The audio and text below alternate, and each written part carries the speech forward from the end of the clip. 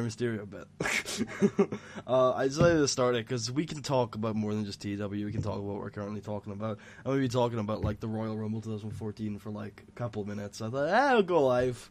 So yeah, let's just do it. Whatever.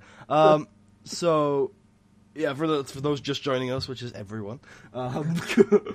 Welcome. Yeah, we were. This is the 47th annual Sunday podcast. Today we talk. Today we're going to mainly talk about TEW's release for the last couple of weeks, but we were talking about the 2014 Royal Rumble, because we had started with like Punk and all that, and I was talking about how like that Mania main event was so weirdly thrown together, because. WrestleMania 30, yeah. Yeah, like, I don't know, there's just, like, I do like it, I do think the opener of that show is better, but, which is weird, there's so much, like, I talked to someone the other day about this, like, that's by far Triple H's best match ever, and it's weird because he looked the best he's ever looked by trying to put someone over for once, which is so weird that, like, the only time he didn't care about making himself look good is the actual time where he looked good. Like, yeah. It's so weird, like, if he actually spent 15 years trying to put people over, he might actually be the great wrestler he really wants to be. Which he clearly he clearly wants to be this amazing wrestler, but and you give him a guy like Daniel Bryan, and it's not even just like I thought that for about a year, but I rewatched that match a couple months ago, and yes, Bryan is amazing and adds a lot to that match, and actually he's most of the match, yes, but that's the best Triple H performance ever. Like the actual performance Triple H gives is actually better than usual. Like it's not just that Bryan is carrying him; he's actually performing better because he's trying to put someone over. It's weird. He's acting towards his moniker. The moves he's pulling out, like, he's gone full John Cena Indie Geek. He's like, oh, I saw this on ROH yesterday. well, it's like, because, like, he's trying to make Daniel Bryan look as good as he can, and so he knows that he needs to make Daniel Bryan look as good as he can, so he's doing the best he can, and it's like... Well, it's not just he's doing the best he can, he's working in a different way, too. Because I don't doubt that versus Shawn in 2004 in the Hell in a Cell is the best he can do. I just think he's trying to work this style. It's like 47 minutes of awesome finisher kicking action. And it's just not, like, it's not what he should be, because he's got this moniker of the serial assassin. He never acts like it, except in WrestleMania 30, where he actually, like, targets some limbs, puts on targets that shoulder, and, I have to say, like, 2014 was the year of the taped up shoulder making a babyface look a lot more sympathetic than they were, because we had the best period of the Ambrose or Rollins feud was that year, and Ambrose went like 2 months with a taped up shoulder. Yeah, I think worked taped up shoulder. Hopefully, well, I know Bryan's wasn't, or at least it wasn't. I think you had a lot of, I mean. Looking at the WrestleMania 30 card right now, and it was actually, it looked decent. The Undertaker match I think 30 is probably like the second or third or maybe even fourth best Mania of all time. The Undertaker match was disappointing, and it was disappointing mainly because Taker got the concussion. Like, I mean, you have to believe that now, considering they've put on 2 really good matches. Yeah, it's like that's the only explanation.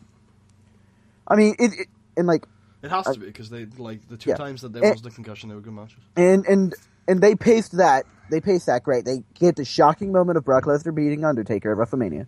I don't know if they paced it great. Like, I think they could have done a lot. I think they could have done better just going 6 minutes and he crushes him. I think that might have not the actual match, but the shocking moment, and then you have the Divas match next, which nobody cares about. It's like, okay, well, I don't know if we should be commending that. I mean, good 7 minutes of nobody. You've got literally the biggest star in that division of the last 7 years winning that match, and it's also a pretty big story for her. That had been her 3-month story fighting against Vicky. Like, finally, like, that's her big triumph, and you've got it there. I'm just saying, I would have preferred, like, throwing out maybe, like, Rhodes Scholars against someone instead. Like maybe you do the Shield versus the New Age Outlaws and Kane. Because that was a dead match, so yeah, you throw that I mean, it was only 2 minutes, 36 seconds. Exactly, and they knew it was going to be that amount, so why didn't they just chuck that there instead? That's good. And then you have the Daniel Bryan carrying these 2 workers to a really good match. I don't know, like, for me, that match was less about the Bryan effort, because Like, he had worked like an hour that night. I don't think there was much. He was selling a lot of the time. I think it was more that they just rushed all the bullshit out there, which is fine. I mean, I still think it's a decent match. I don't think it's a great match. I think it's a decent match. I enjoy it. I enjoyed it. The moment's great. I think the match is actually, like, it's not an awful match. I think it's probably the second best match on the card.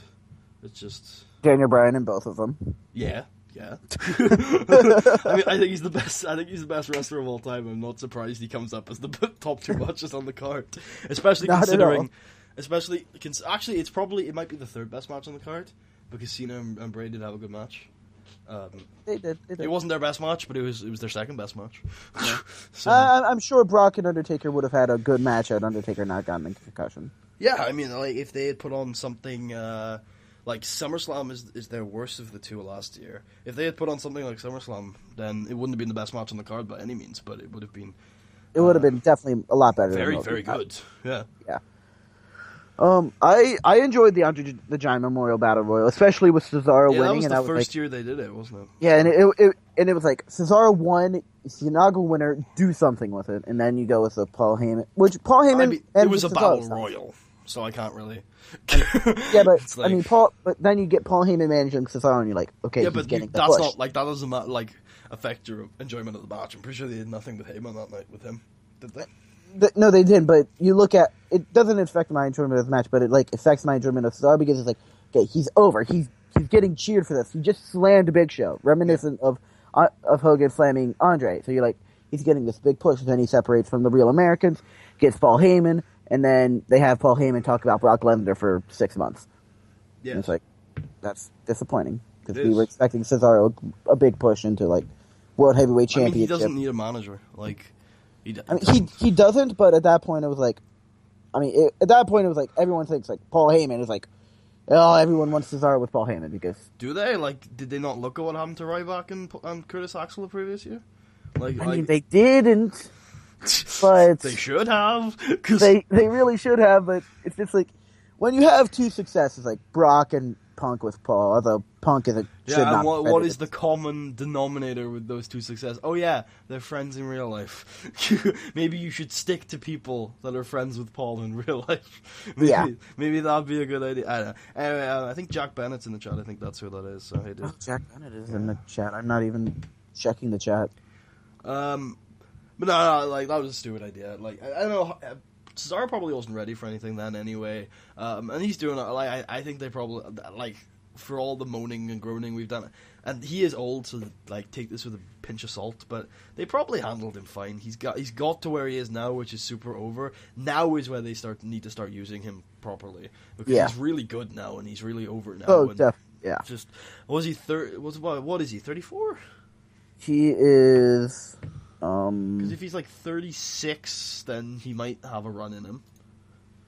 Let's have a look. He is 35. So he's 35. He's got a run in him. I wonder like how you do it though, because like you don't want Cesaro to have the AJ Styles run because that like he deserves a bit more than that. Honestly, I'd be fine if he came back and if Tyson Kidd came back and it's like, oh yeah.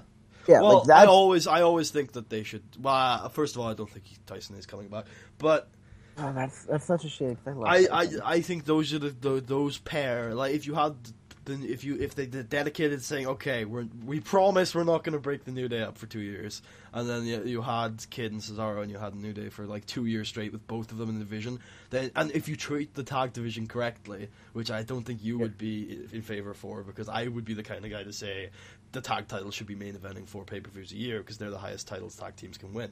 They're the tag team world championships. But they are, and I like that. Like when you book it correctly and it feels like a main event storyline, you put it in main event. Like what they I think this main evented. Like what they did with Rhodes Brothers and Shield at Survivor Series 12, 13. That wasn't the main event, but it was the best match on the card. You're a guy who thinks like the best match on the card should be the main event all the time, and always the best match. I do agree that like you should make your titles. I'm just a guy who's like world title match is always the main event. But I agree with that, but I think you should be making your world title like that. I agree, but I think your world title match should be the best match. Like, I think you should work towards that, and where you have failed to do that, then you shouldn't, like, you're just going to fuck the world title match up if you do that. Or don't put a world title match on every fucking show, WWE. Like, that's one of the things, is like, that's one of the worst things about WWE, is you've got 12 fucking plus title matches a year. Like yes, you want to go... Plus the ones that are on Raw and SmackDown. I mean, I said 12 plus, so... Yeah. You don't have I think the last time a world title was defended on SmackDown, it was Cena Del Rio in, like, 2013. But... Sasha Banks is apparently injured? Yeah, she got a concussion in a... I told you, there was a fucking team... I think I told you this. So apparently... it was May 15th, our show. Yeah, they had a team of Dana, Eva, and Lana versus the three most valuable stars in that division, which is Becky, Sasha, and Paige. Apparently, it was described as a freak accident, as the referee accidentally hit Sasha with a solid knee to the head. So it wasn't even... No, he was clearly pushed by Lana. Yeah, Lana clearly pushed him. But oh shit, I've lost my train of thought now. Oh, but I think having 12 title matches plus a year, does way more damage to the title than having it not go on last once or twice. And I do think on certain occasions the title shouldn't go on last. Like at Starrcade '85, I don't think the title should go on last, because as much as I think Dusty Flair was a decent match, fucking his Magnum Tully, like, come on, that's the biggest fucking feud of the decade, and that Flair Dusty match, like, they very clearly weren't that good that year. Like, you knew, like, all of Flair's '85 matches were a little off. So apparently Cedric Alexander is going to be some guy in the Cruiserweight Classic. That's good for him. He got fucked over by ROH a couple times. Yeah, I like Cedric. I think he has a decent look. Could be. I think he's. How to put this? He is very much just a dude. Yeah. Like, at this point, definitely. He's a guy who gets stuck with a drifter gimmick or a perfect 10 gimmick at a big company and works there for 4 years before leaving, and then works ROH and TNA as the rest of his career. Vince Scott's good. Maybe they can bring her with him. That would be good. I'm not a big fan of Veda. I don't know. Well, I'm not talking about her as a wrestler. I'm not a big fan of her as a manager either. Oh, I like Veda. I think she's good. I think you could spend 4 years making her into something. In the Possibly, ring. Yeah. In the ring. And you can and the fact that she is a wrestler means you can do some wrestling feuds with her. Although, and you can also do twin magic with Sasha. Oh, definitely. I mean, they look very similar. Wait, Veda and Sasha? Yeah. I think I remember correctly. Someone was doing comparisons in the chat I was in the other day where there was to me, Veda looks the most like Becky, mainly because of her hair. That's weird. She's got like the Sasha tint right now. I don't think she does. I'm fairly certain her hair is completely orange. No, like here, she's got the thing right now. I saw because they announced this on the. Not they announced this. They used this picture for the. What promotion was it? I think it was PW Pro Wrestling Guerrilla, who have the first round of their tournament coming up is Veda versus Cedric, and they just like tweeted that at ROH. They were like, "Yay, ROH! how about that story consistency, eh?" Hey, Lewis Baker, how you doing? Hey, yeah, we were talking nothing about TEW, but I'm enjoying my trip down memory lane of how 2014 was like the best fucking year they've ever had, possibly. Yeah, I did enjoy 2014. Yeah, I think up until SummerSlam that year, and then after SummerSlam, it was pretty much a dumpster fire. Like, it got real bad about SummerSlam. I mean, I pretty much enjoyed it up until Extreme Rules, and then Daniel Bryan was gone. I was like, oh. You didn't enjoy Extreme Rules was the first show after Mania, right? Yeah, I think. We still had Payback. Payback was like the best show of the year. Let me check the card and see if I remember. Shield, Evolution, Elimination. Yeah, I did very much enjoy that. Last Man Standing. I also think there was another good match on the card. And then also at Battleground we had Usos and Wyatt family. Okay, yeah. Now I'm remembering things, and I was like, okay, yeah, this is good. Yeah, and then at SummerSlam we had Cena Brock. Oh, freaking Payback! Cesaro lost to Sheamus, and was like, Well, there goes that push. Yeah, because Sheamus is the huge draw, right? That's why he... Sheamus is the United States champion. He defeated the record-setting reign of Dean Ambrose. In a battle royal, if I remember correctly. Yeah, in a battle royal, because that was apparently supposed to be the Sheamus heel turn, but it didn't happen. No, it did. I don't know. Because what happened was that they were fucking over Dean. And Dean was so lovable. He was. And thanks for the kind words, Lewis Baker, by the way. This was also the time where Alicia Fox was getting some character development. Oh yeah. Well, I wouldn't say character development. I think like house show style rollout on Raw. a gimmick change. Yeah. She was just going crazy. It was like, okay, and this was around the time where like Paige is coming up, people are getting different characters. I'm thinking, oh, this is a good time for Divas. And no, then, it really wasn't. They had a... it wasn't. Because over the summer they ran the one feud we thought might be good, and it was awful. So they pretty much fracked at that point. But in November we did get the start of Nikki Sawa. Nikki Sawa Ichiban. So wait,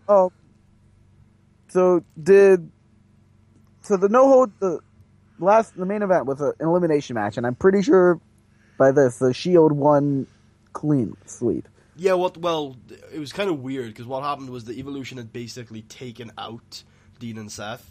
Like, they could have just pinned them at any time. They just fucked them completely, but they were so arrogant that they just decided not to. So, it was basically 3-on-1 with Roman for like 10 minutes, where Roman beats the shit out of all of them. And except for trips, I think, where Dean wakes up and slips Roman a chair. It was, Seth Rollins eliminated Batista after a spear from Reigns.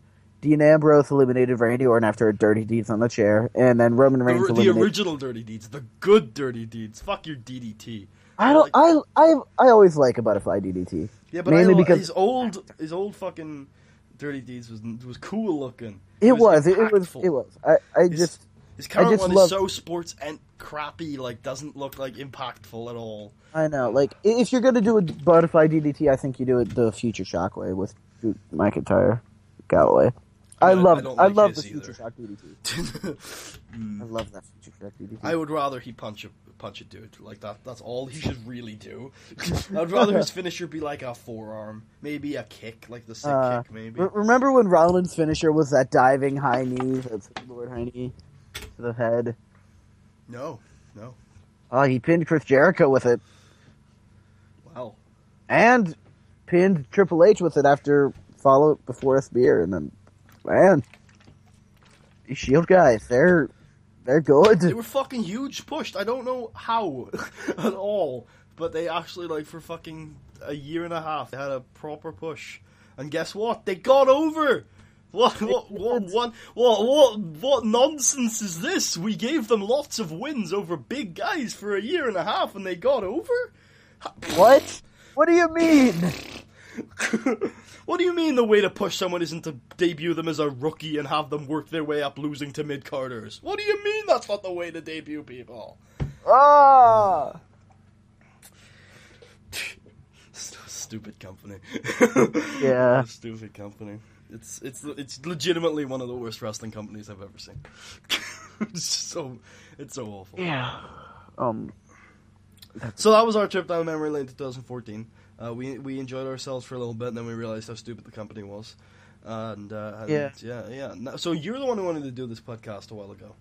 I was thinking, like, me, you, Tucker, Dave, all get together and talk about TEW and how it's affected our lives. Well, Tucker is alive and online because he has talked in the chat, so I can't call him. If he's interested, he can join. Well, I'm going to call him without talking to him first, because he's a cunt and really doesn't deserve anything, so... Oh. Yeah, so I will try. But anyway, like, you can drive the thing, because I'm fucking... Yeah, I can drive Rasslin talk, but that's about it. I'm fucking knackered. I'm not much of a driver either, but I have very much enjoyed TEW 2016. I think there are some areas where TEW 2013 is better and has better, like, is just plain better. Like, a few things like touring companies not being able to have highlight packages to TV shows, and broadcasters getting rid of the taped shows. It's just like, that's a bit disappointing, but other than that, I've very much enjoyed. Hello. I very much enjoyed TEW 2016. Yeah, I think I've enjoyed it for the most part. One thing I've noticed is that the new Seaverse is a little unsustainable. About like 7-8 years in, there just aren't the same kind of superstars popping up like they did back in the day. Because the guys who used to train those guys back in the day are retiring 2 or 3 years in. Yeah. I mean, there are exceptions. I don't know. It just seems a little bit more barren. I've only done one long-term save so far. I'm in the midst of a probable second one right now. So, Oh, good. it's just about... it just doesn't seem like it's that sustainable. But the starting data, the starting scenario is pretty cool. It is. Yeah, I think all of the companies, and I think all the features are pretty nice. I think once I get my head around things, I will say this, I like that by taking away TV tapings, he at least returned us to the TEW, the old TEW way of rescheduling things. So you can skip a TV show if you want. If you're on Wednesday. Oh, you can? Yeah, let's say you're taping on Thursday, and you're on Wednesday. You can rearrange it to Tuesday now. Back in the day, you could only rearrange a TV taping on Mondays, but now you can say. Or no, you could rearrange it before Mondays, but after Mondays, but you couldn't move it behind you. Yeah, exactly. You can now, and you can just completely skip. Okay, I didn't know that. That's cool. That's good. So yeah, it's more flexibility is the best thing. I don't know. There's parts of it I do miss TV tapings, and highlights packages are a very sad loss. But I think there's a way to fix that. I just think that he kind of set up touring companies, or maybe Derek B did. I haven't checked Pride yet, but I think it's the same way. I don't think any touring companies that are not running Western schedules should even have TV deals anymore. They should just run their events on a TV network and just broadcast all their tour shows. That's what I'm doing. Is I'm broadcasting tour shows and not having a TV show anymore. And I think it'll work basically the same way. I think that's a smart idea. Yeah, but you don't broadcast them all on pay-per-view, obviously. I mean, there's just a way around it. One of my problems is that neither Burning Hammer's roster in 97 or 77 or Pride's in 2016 have really spoken to me on a huge level yet, and I need to dive into one of them. It'll probably end up being like... Oh, you have been playing the 77 mod, that's good. I had a look around. It's just like... Right. It was like... Byron is in... I'm not sure if that's like old canon, but I'm pretty sure Byron is in Burning Hammer. He is. And like... He's terrible. In 2016... It doesn't show him as ever working for Burning Hammer, so maybe that's like TW 2010 canon that's been changed, like Sam Strong's son or something. Yeah. Which I so miss, Tucker's I in this call and he hasn't talked at all. Hello. You are not very loud. All right, how about now? Much better. Hey, there we are. All right. So, what are your thoughts on TEW 2016? Oh, here we go. Why did I ask that? It's a game I haven't played for a lengthy amount of time. Like this might be my farthest save thus far, and I'm at week 4 of January. Wow. 2020. No, it's actually 1997 technically. Oh, so you've actually gone back? I have. I've gone years. back in time. Oh God, you're worse than Dave. No, because Dave starts games and doesn't play. I just don't play the game. Yeah, Dave claims he likes TEW. But doesn't. No, really. Yeah, I The thing play with it. Dave is that he literally only watches TNA, and it's like I see him try all these companies. I'm like, you don't even know what that wrestling is. like you've never seen the type of wrestling that say a Territory would. Like you've never watched Territory stuff ever. You've never seen a TCW type of promotion. Like I bet you've never seen any ROH that's prior to 2011.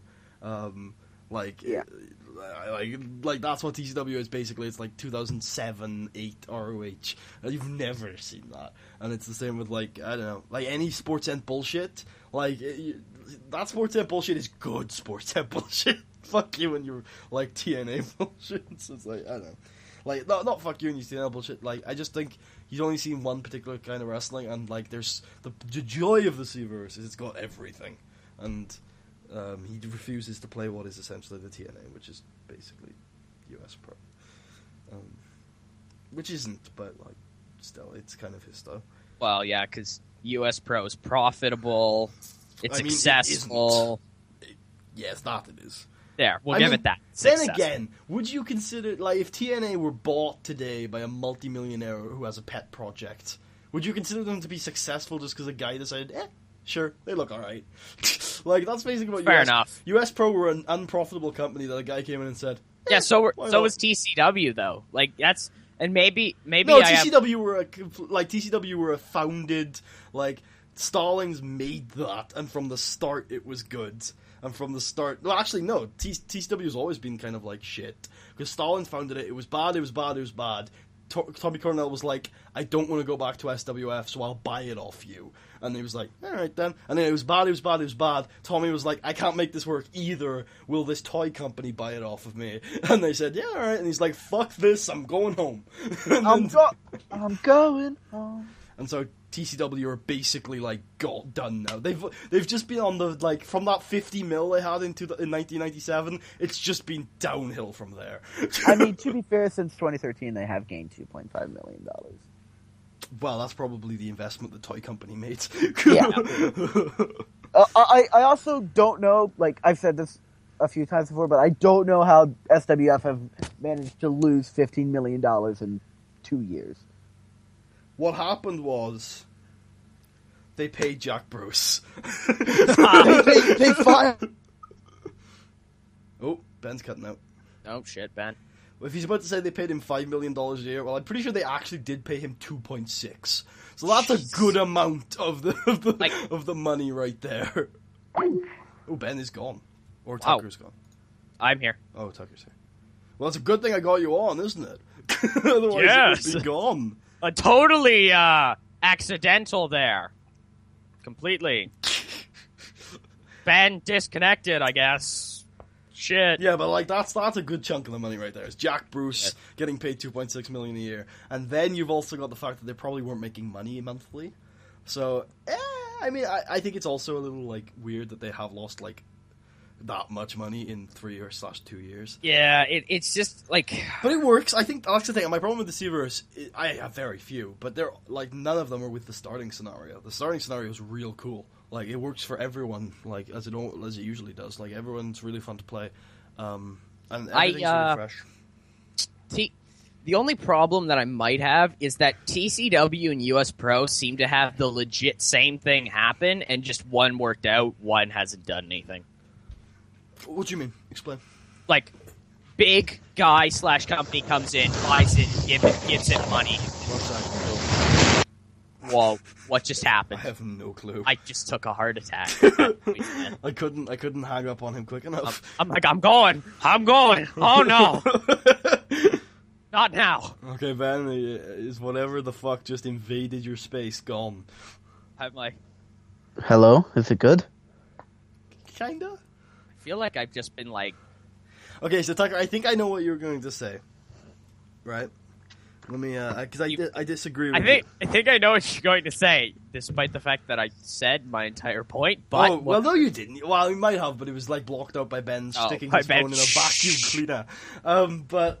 I apologize. There's difference. First of all, there's a difference in product, and that's the Hollywood product that failed was very like risque cult sports amp bullshit, and the US Pro product that is probably going to end up failing is fuck yeah America and like old school like family friendly stuff. And that's just a stylistic difference. Another difference is, like I said, one of them is a product that was proven to work by Danny Gillespie, invested in by Sam Strong, wasn't quite challenging but wasn't quite failing either, and then invested in, and like it was a proven product that was eventually like bolstered into this thing. It's a lot like SWF was, kind of, in a lot of ways, except that SWF wasn't bolstered by millionaire investment, it was bolstered by killing some territories. And whereas Hollywood was one guy made the... Like, Hollywood start is kind of like what Danny Gillespie did with US Pro. Except Danny Gillespie started small and made sure it worked before expanding. Whereas JK just said, fuck it, here's some money. Pay Sam Strong all the money. Like, and that, like, that's what happened. And then Sam Strong kind of, was 50. And... that was kind of... Although, to be fair, according to the database, he didn't decline until 51. which I think is probably true. But But Ripcord started to decline at 48, which, thinking of his style and where he works, that is very old to start declining. I mean, fucking Sam worked more Japanese dates than Rip. I think like Sam should probably be. Sam worked I think one tour, maybe two. One tour, he was champ. Yeah. Okay, maybe he signed a written for like 1 year. For like 2. Because I know like that was Kiko's first ever title reign was off of Sam. Yeah, and that was like made Kikawa. Let me see here. And then he beat Kudo, and then yeah, there the it rest is. of history. Burning World Champion, March 1995, August 95. Yeah, so maybe it was one tour. March to August. Well, it might be, but I think if we're going by their like tour dates, I'm pretty sure that's 2. I'm pretty sure you would have worked the first year tour and then the second tour of that year, because you would have. Yeah, probably. Yeah. Probably, you would yeah. Built up to during the March tour, win the title, and then lose it in the August tour, which would have been that's not Night of the Burning Hammer, it was just before. Maybe we would have had a rematch at Night of the Burning Hammer or something. But, maybe something like that. But anyway, anyway, they're probably pretty good. That's why I think it's different with TCW, and especially with what we've been able to play over the last couple of years. TCW have basically just been a complete alternative that didn't work. Yeah. Which is interesting because in canon you've got to think, will an alternative ever work now? And it's probably no, because the other 2 products that are getting big in the States are 21CW and South of the Border, and they're also Sportscent bullshit. So unless by the next game North of the Border have been, everyone's like, oh my god guys, have you seen North of the Border? They've got Sean McFly. Do you remember him? He was the SWF World Champion. Oh my god. Yeah, and they're like, it's like, yeah. Both of our response there, Ben was just like, yeah, Jesus. Yeah, he was. yeah. Got a little excited there, Ben. That was kind of our point. But because I like one of the cool things about the Cornellverse is that like wrestling is dying. Like Burning Hammer is. Well, clearly, what it is that I want to say oversaturation. I don't know if that's the proper term I want to use.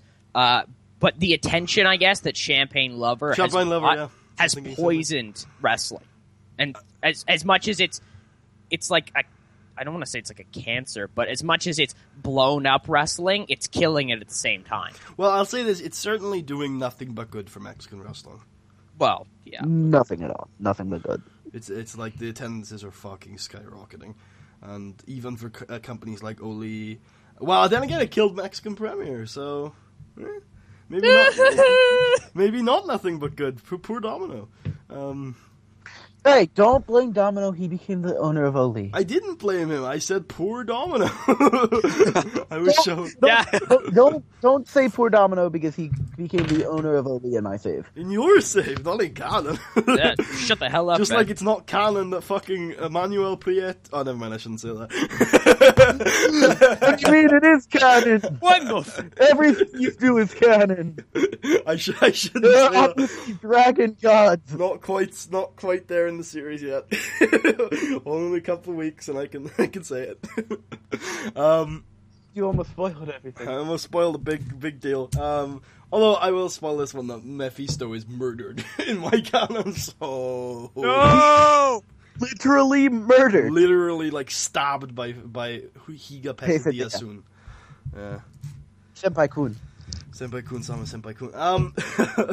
But So much I think you're onto something with that, Tucker. That like Lover, but then Lover's a good wrestler. I don't know, like I like the Seavers. The Seavers have always been a bit sports end focused, but I just think all of the new stuff is very sports end, and all of the old pure stuff is kind of dying. It's like taking a whole bunch of like roids and stuff like that. Well, you are getting bigger and better looking on the inside. You're slowly killing yourself, and it's gonna pay off. Like it's gonna pay at some point. Some point you're gonna hit that wall where all of a sudden, oh shit! And that might.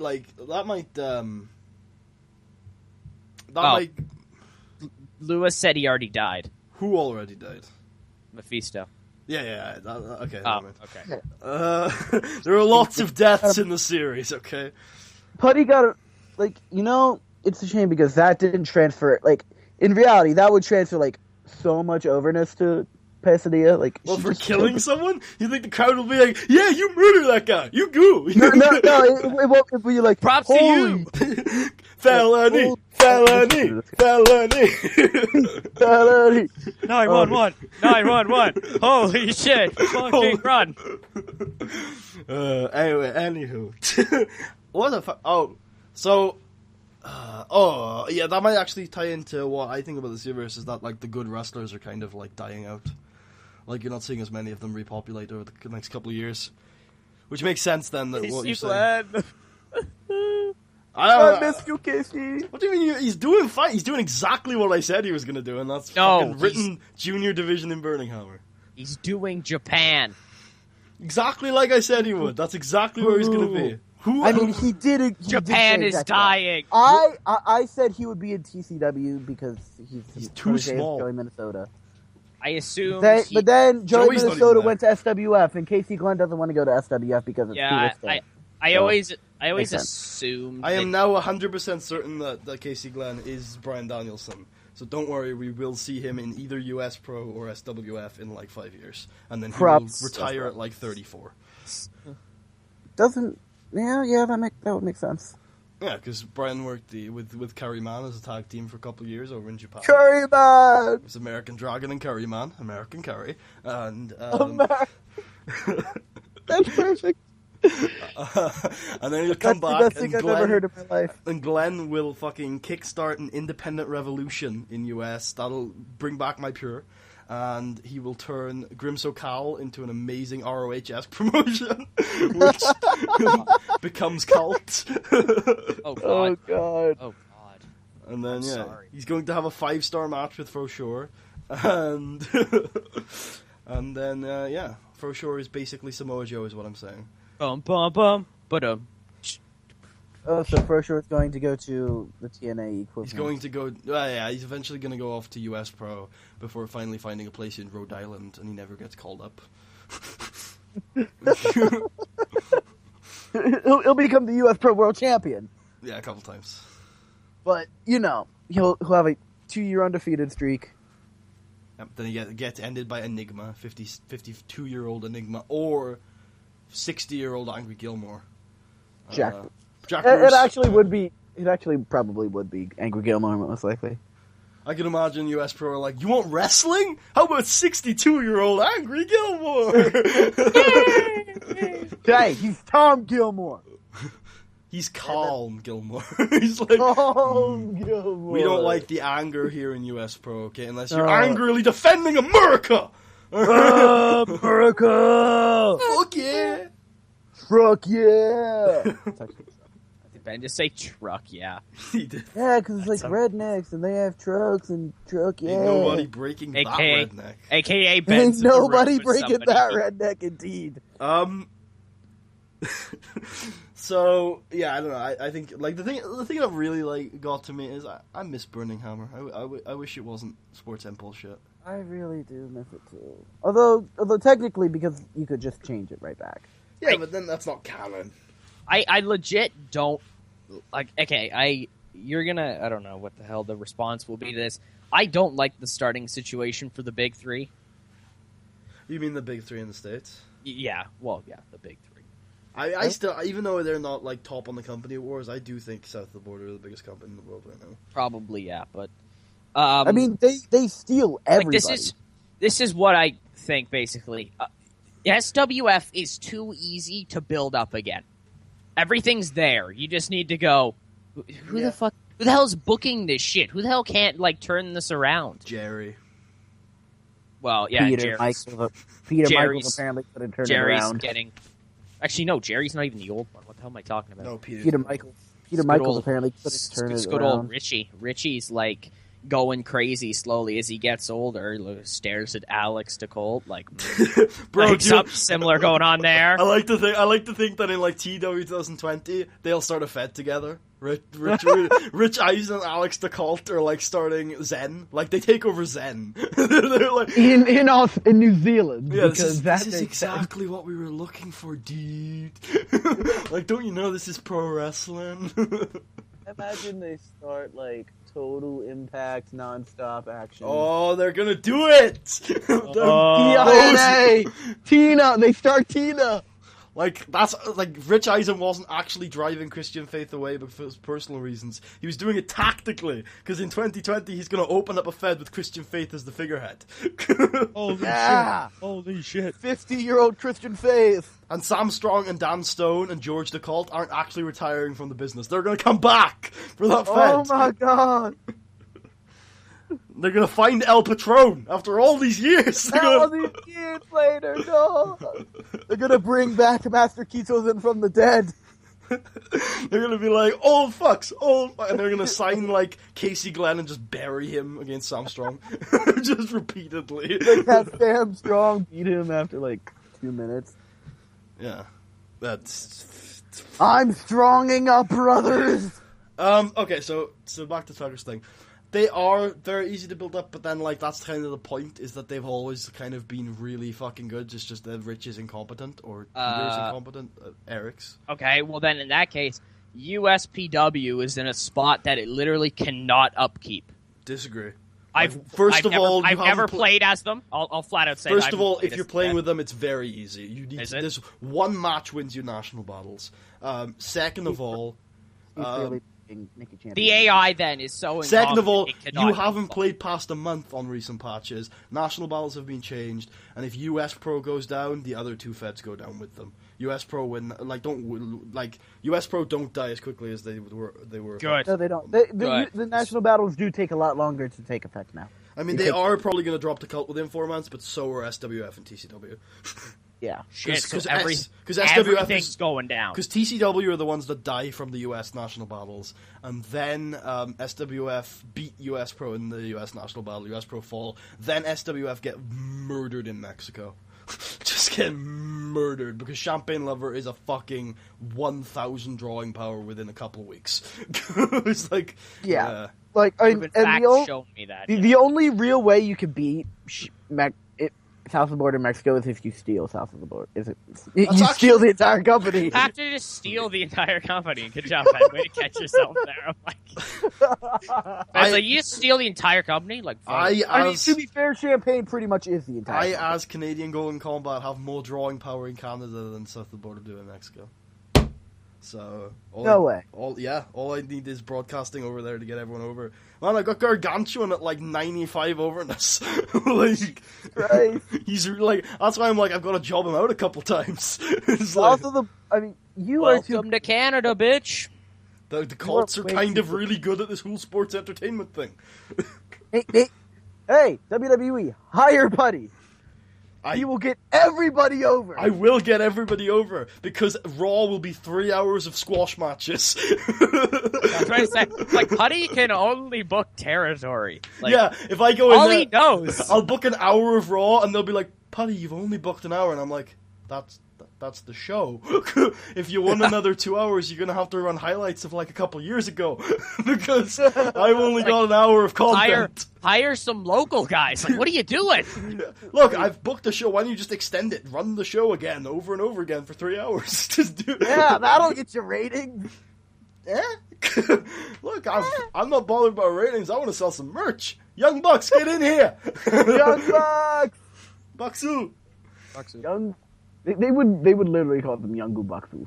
What I would do is I would probably like drive everything towards the network. I would be like, yeah, we're gonna just destroy ratings, but that's because everyone watching Raw will like really want to subscribe to the network, because it's the only place they actually see the wrestling. Like, Raw is just gonna be squash matches. If you want to watch good matches, subscribe to the network. So we're legit gonna go back to like 93, 94 style Raw, where it's just all squash matches. It's like, buy our pay-per-views, though, because that's the where we're wrestling. The difference is there, the objective was to continue to use Raw to sell pay-per-views, whereas here the objective would be to drive Raw ratings so into the ground that literally everyone watching Raw subscribes to the network, and then we cancel Raw, or move it on to the network, would be the actual thing I'd do. I mean, you're losing out on so much sponsorship money. That would be my idea. Sponsorship money or like TV revenue? Because I think what I would end up doing then is I would run a 2-hour highlight package on Monday nights on USA. But you can't run highlight packages anymore. That would be I mean, in real life, you asshole. How amazing would that be, though? Wouldn't that Are be you saying that TEW 2016 is not the real world? Come on, think about this as a product idea. You have a 2-hour Raw on the network every week with no commercials, so it's basically 3-hour Raw, but no commercials. Yeah, that's fine. And it's basically all squash matches with a big tag team main event of main eventers. And then on the USA Network, you run fucking highlights of like the mid '90s, mid 2000s. So fucking instead of watching fucking I don't know a 3-minute squash on Monday nights, you're watching like Austin Hart followed by Brian Cena followed by fucking JBL versus someone. Yeah. That's the cool down match. It's the cool down. Hey, it's the cool down match. It's cool down match. And then you throw RVD out there or something. It works. Yeah, wrestling. Woo! That's one thing I like with the progress. You just have Ric Flair going around wooing everything. That's one thing I like with the progress card is whenever Zack Sabre Jr. does too much grapple fucking, they all just start shouting, "Wrestling!" Would that be when the commentators can't keep up with what the hell's happening? So they're just like, "Wrestling!" The commentator never tries. Never? I don't think Jimmy Barnett ever called a move. He was like, "Oh, and then he's flipping off John Cena."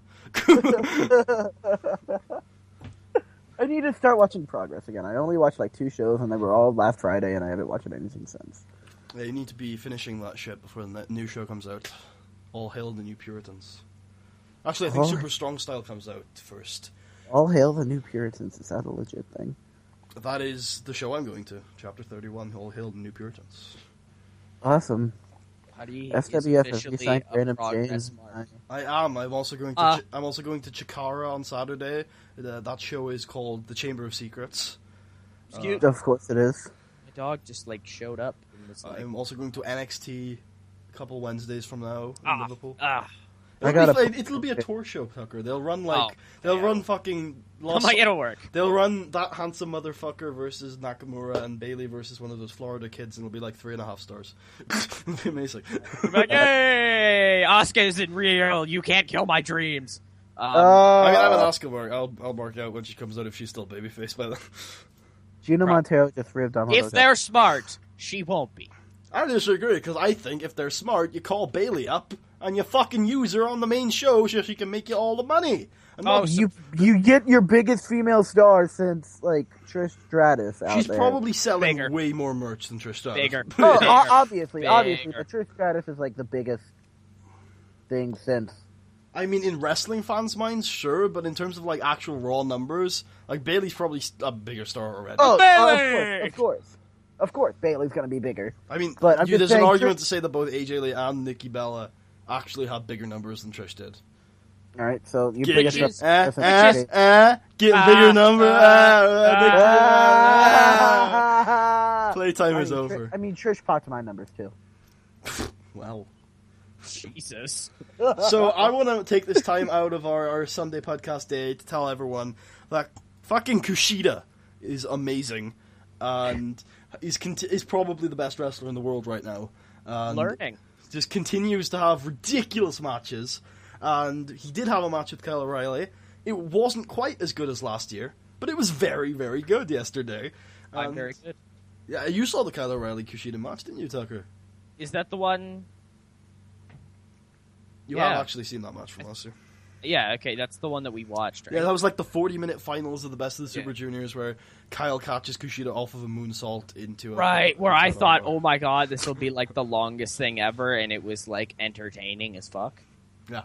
This time they did that complete role reversal where Kyle was like, okay, last year we both worked each other's arms and I learned that you were better at that than me. So this year I'm gonna work your leg. You're still really good, Kushida, and I'm hurting all over. But Kyle did win this time, so that was fun. Yeah, Kyle! No! It's fine, Kushida. It's so many injuries! It's best. How does this keep happening to me? Have you seen... Wait, what? Okay.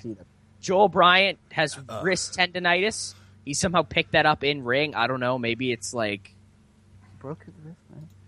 They're not showing all the Best of the Super Junior stuff live, so there is a show that is over that I can't watch it. Whistler dislocated BLZ Bub's elbow. No, poor. If he's out for longer than 2 months, he's gone. So Not Bub, Whistler. with Bailey's amazing carry job this week, she now, if she just gets one 4.5 star match this year, she's fucking skyrocketing up my numbers chart. Like, cause her like lower end matches are fucking through the roof. Like, only Kushida has had more 3.5 or higher matches this year than her. Jeez. Which is ridiculous because she's been working with nobody. There is not a single great worker she's worked with yet this year. Do you not think Asuka's a great worker? That was bad chemistry. I don't blame her. I don't blame either of them for that one. But yeah, you're right. She's a great worker. It wasn't. But Asuka, I don't know if I would call her a great worker because she doesn't have the selling. Like, she's fantastic offense. But, of course. But, Kick is always good offense. I mean, the submission stuff is great. I mean, it always has. She's got the great aura around her, but she really doesn't. I don't know if she can't sell, but she doesn't.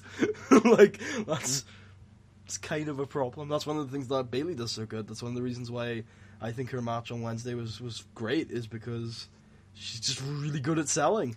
Actually, I haven't watched NXT for the past month. What's happening? Well, I'll say this. You should watch this episode, because I've just gone, because it's the best one they've had in about 6 months. So you should probably watch that. It also has the best NXT TV match of, like, the What year. are the feuds? The feuds of that show was Aries versus Alexa's Bitches and Bailey and Nia. Aries and Shinsuke versus Alexa. Hey, you didn't have to spoil his mystery partner, you motherfucker. Oh, I'm sorry. I don't know, like Ada says that Asuka's a good strong style worker, but like if I look at the really good strong style workers like Tamaki Hodma or Tomohiro Ishii or like even to some extent Shinsuke Nakamura, they actually do have the really great limb selling. Like I know if you look at like Shinsuke's better matches, Marufuji and Ibushi, I think, like, yes, he's on offense for most of those, and it's the other guys that carry a bulk of the sell job. But he can sell. Like, it's not like, Asuka, she probably can. I just haven't seen her do it. Yeah, she doesn't. It's just, like... She very easily could. Probably. And she doesn't need to sell. I don't know.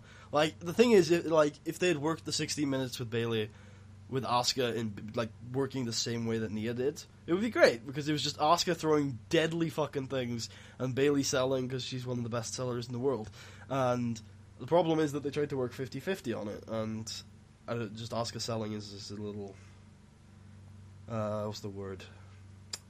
Weird. that's probably the problem. But I mean, that's usually the word you use for Asuka anyways. Except kick. I don't know. She's got this mixed presentation. I really like her, but I do think they've missed a couple tricks with her since she came in. Like they present her in such a mixed way. I don't know really how they really want me to feel. I guess that's kind of a good thing, but it's weird. They're not coherent with the message they're sending. But then again, I guess that's with everyone. Like, they brought in Shinsuke Nakamura, and they're not telling a story with him. They're just saying, hey, look, it's Shinsuke Nakamura! They're not telling a story with Austin Aries. They're like, hey, it's Austin Aries! It's like, but who, like, the reason why we liked El Generico and Pac and all these people is because you took them and you made them into characters. We didn't like them because, wow, they're these big guys from the indie. Like, that's the problem with NXT, is that they're just bringing in people, and just throwing them in there. Someone asked, is there going to be a TEW stream soon? And TNA stream. There might be one earlier There's than never this. There might be one earlier than this. Tell me a woman from Japan who can sell. Akira Hokuto. Kong used to sell alright. Mainly Hokuto, though, and she's the best of all time. So, like, you know. That's like Kong and Bull were great, but they when they were in there with her, they were just so much better. There will be a TEW stream in July. I know it's a long way. There might be before that, but I will be doing a Road to Glory starting in July 3rd or so. Yeah, Road to Glory! Oh my god! Tucker, would you like to continue as to why you hate the big three?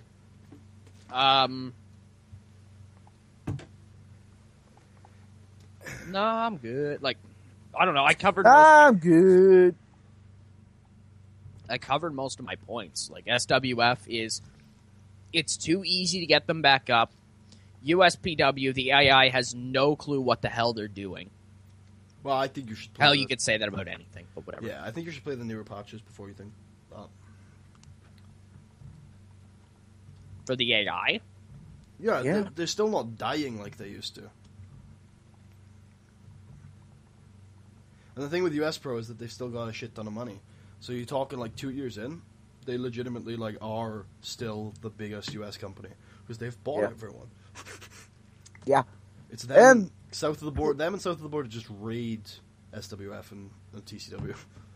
Plus, it's totally a thing. Like, you just need to put Steve Freely over Nikki Champion at the first pay-per-view, and you have one. You say Freely.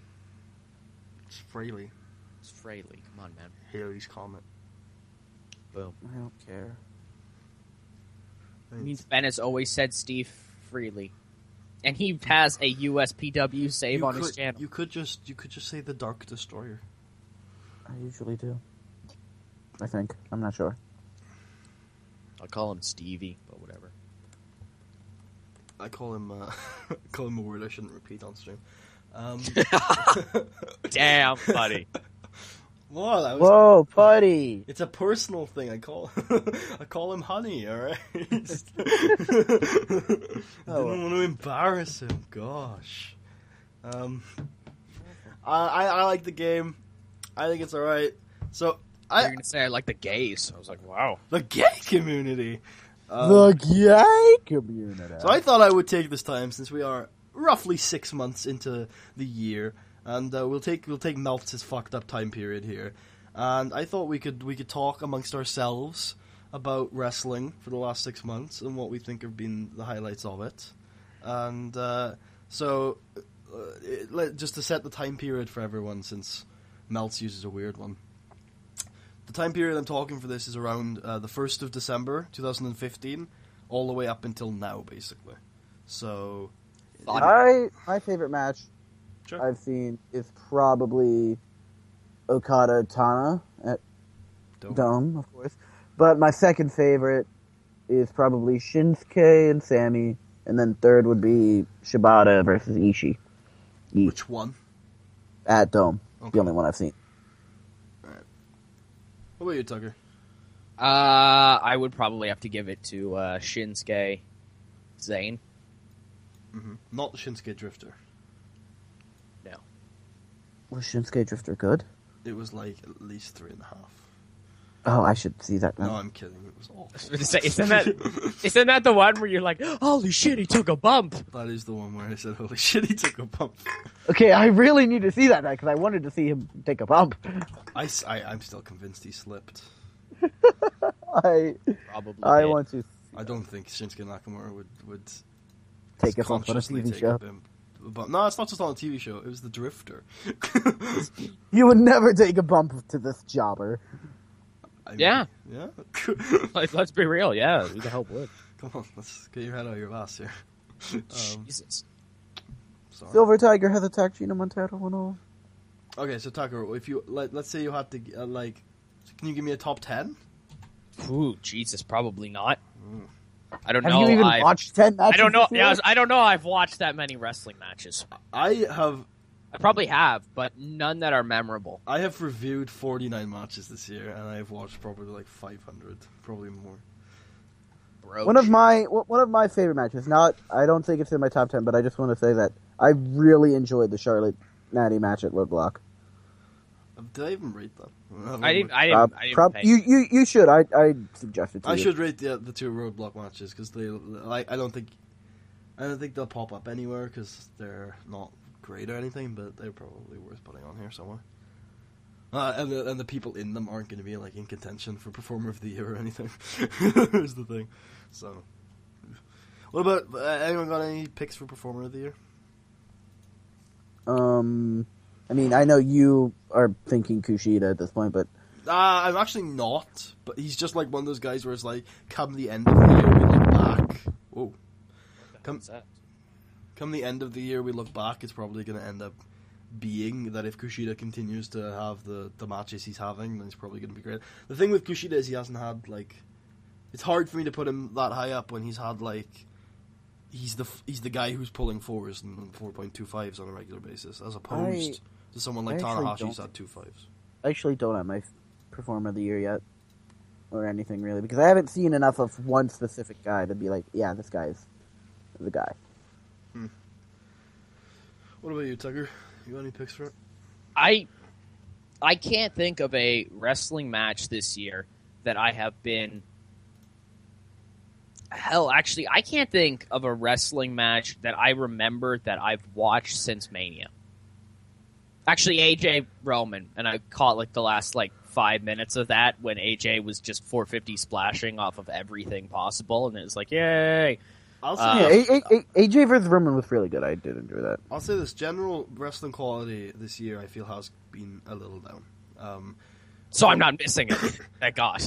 I mean, I do. I think you've missed at least 10 matches that are really good, but I just don't think you'll ever watch them. So I'm not probably not. No, Yeah. Because like I said, I don't go back and watch recent wrestling. Like for me, there's this buffer where now it is probably acceptable for me to watch probably 2012 type matches. Oh, then you should. No, 2012 is pretty bad. Yeah, Brian Sheamus, maybe some Brian Punk stuff, some Okada stuff. Actually, I don't remember Brian Punk being that good. When you tell me it's socially acceptable to rewatch 2013, I'll have a very big list for you. Okay, good. I think it's socially acceptable to rewatch 2013. I have rewatched a match from January 5 times. I've rewatched many matches from January 5 times, actually. I bet you have. I have. I've actually watched a match from Mania weekend 5 times to find out, can I give a 9-minute match that high of a grade? What match is this? That was Zack Sabre Jr. and Matt Riddle, which ended up getting a 3.5. Oh, fuck. No, it didn't. It got a 3.25. Aww. Sam Strong won't do the job. Of course you will. Why are you trying to make Sam Strong lose? You haven't been playing the game for 4 years yet. Yes, he's letting me put the belt on Rip. He's letting me put the belt on Rip. My God. No, but what I'm genuinely saying is that, in general, I don't know, by the halfway point, I'd expect to see more quality matches than I have, especially from, the WWE, where, by this point, I know SummerSlam is usually when they pull out the big guns, but by this point, we've had Mania, we've had a couple of reaction shows, we've had the run-up to Mania. I would have expected at least one 4.5-star match from the WWE or NXT by now, and I don't think we've had one from either. How long ago was Roman Big Show? Oh, that was the show after Mania last year. So Extreme Rules or Payback. It's Extreme Rules. So it's been about a year. That is one of the most recent pay-per-view matches I can remember. Partially because it made Roman look like a fucking beast. And I was like, oh my god, yay.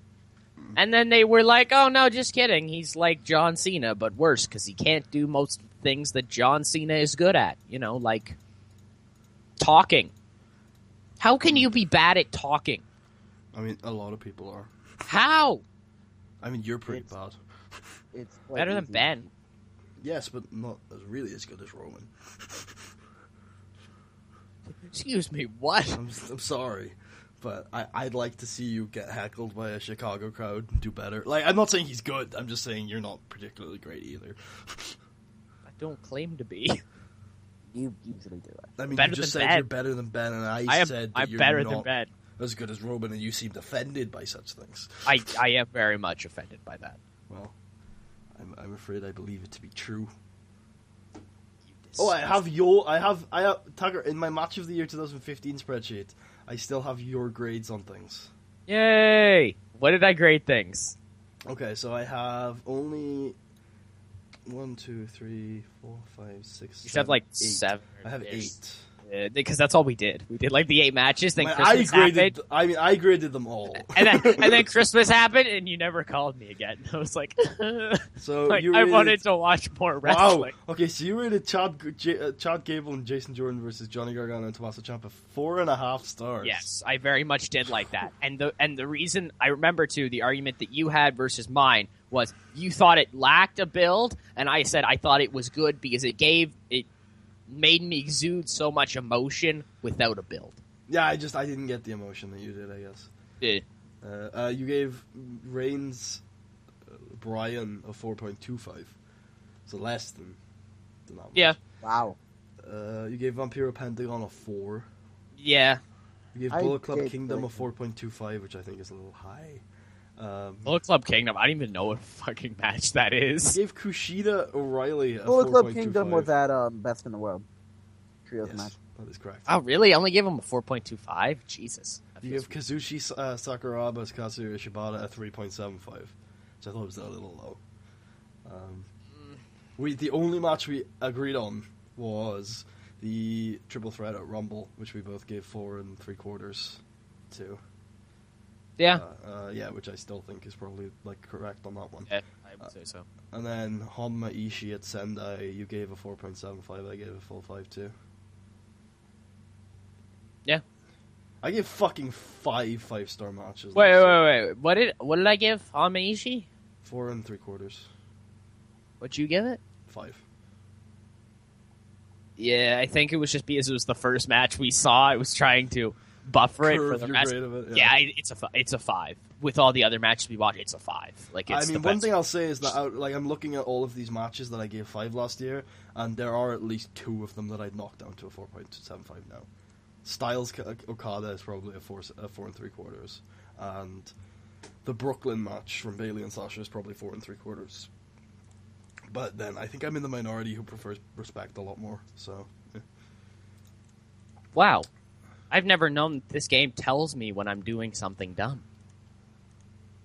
I just tried to book Mr. Lucha versus Raymond Paez or whatever, and the game was like, "Hold on there, player, they suck together." And I'm like, "Holy shit, thank you." It's just an interesting one. What's the worst match you've seen this year? Shit. Maybe Jericho Styles at Mania. Jericho Styles at Mania I've got as the 4th worst match I've seen this year. Your worst is probably... What is the worst? Is it what match was it? No, wait. I know his worst. His worst is Kurt Angle versus Lashley. That's correct. I was about to say, it's the TNA one where you're like, I don't give a fuck about Kurt Angle.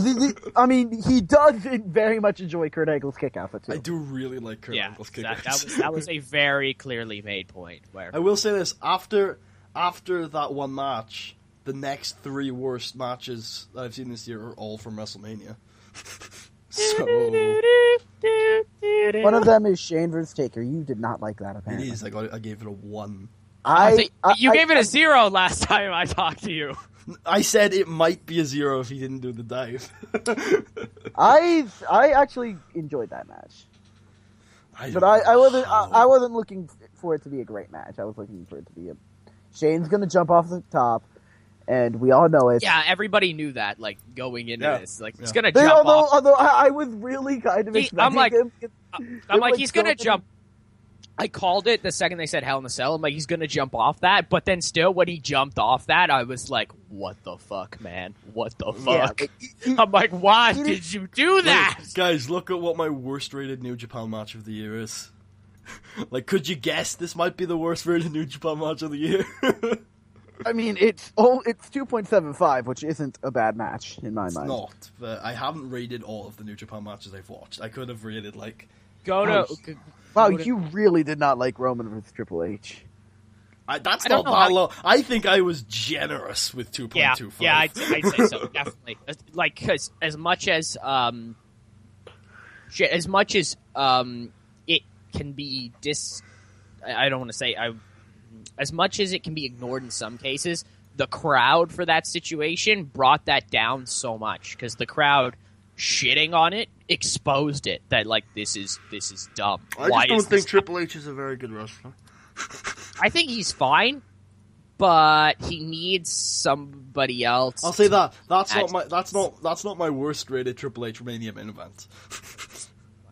I think Orton versus Trips is a 0. So. Trips has got a bit of a record. But you only think so because of the outcome, right? No, the match was awful. I've never seen it, so don't like so. That was... Oh, no, it was 09. I was like, that was during your time. And I was like, oh, no, it's not. It's that. You've seen No, what? You've surely seen the take. Gino Montero just cut a 99 8-star promo. During my time, I got to see the greatest WrestleMania main event in history. Wait. Did you have you at least watched Shawn Taker from that card? You need to watch Shawn Taker. I don't think I've watched that one. Probably should watch Shawn Taker. I've watched 26. 25 is the better one. I know. I've been told that many times. It has ruined the wrestling industry, but it's still probably worth watching. Holy hell! And it's ruined it because nobody will ever attain that level ever again, I'm guessing? No, because people think that what makes a good match now is very long matches with lots of kickouts, and Davey Richards decided to never sell again. Lots of finishes. Davey Richards is like, never again. Davey Richards is like, you know what? I used to be a very mediocre wrestler, but now I've decided selling is overrated.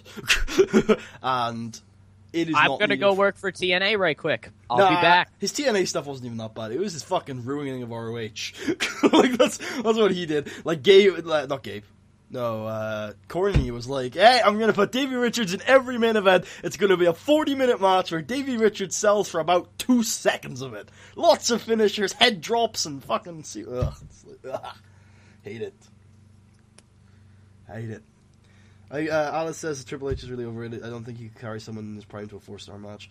I think I've only ever rated a Triple H match that was a singles match over 4 stars once. And it was Daniel Bryan. 30. Yeah. I think Trips is.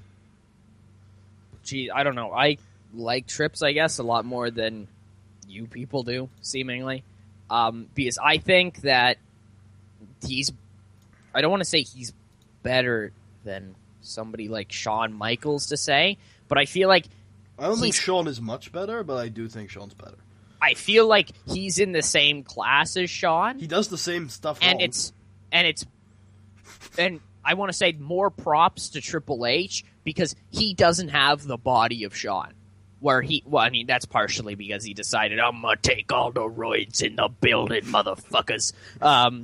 Accurate Triple H impression there. Where he's like a Boston mobster. What the hell is that? Triple H and Tucker are close. They have their impressions down. Yeah. Like Shawn or whatever can hit a sweet chin music out of nowhere. He can fly off of different things, get caught in the air by guys like The Undertaker. Triple H kind of punches people. Like he's punch kick. That's his style. Punch kick, lots of finishers, lots of holds, lots and lots of holds, lots and lots of holds. Not selling, just standing there. Putty, throwing another hold in there, right? Oh, sorry. Lots and lots of holds. Thank you.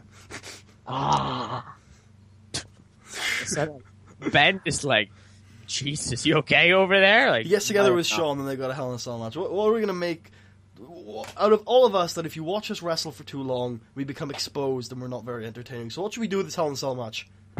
47 minutes. How does that sound, Shawn? Yeah, alright then. Stupid man.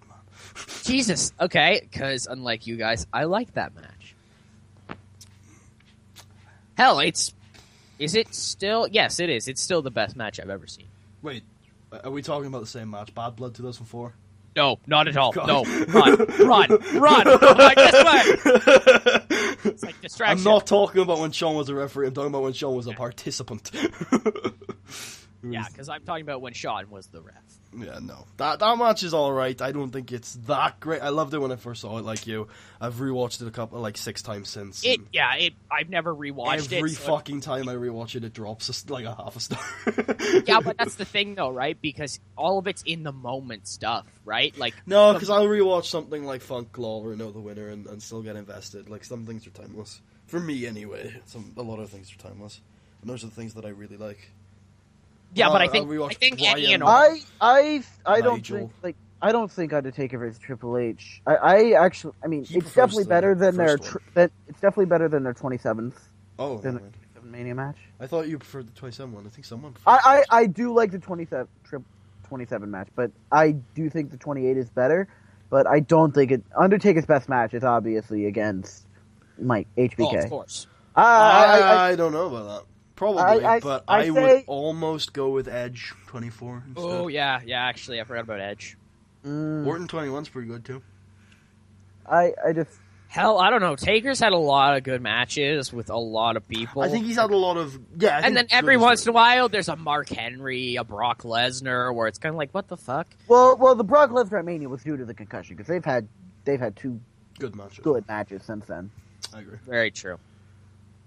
There's nothing that makes me believe that so it obviously isn't a chemistry issue. It can only be the concussion. They're also, I think I remember them having a really good Hell in a Cell back in the day. They might have. Oh yeah, they did. No Mercy, if I want to say. Yeah, they did. I want to say so as well. It was good. Like, Brock's. Oh yeah, my fault. That was like.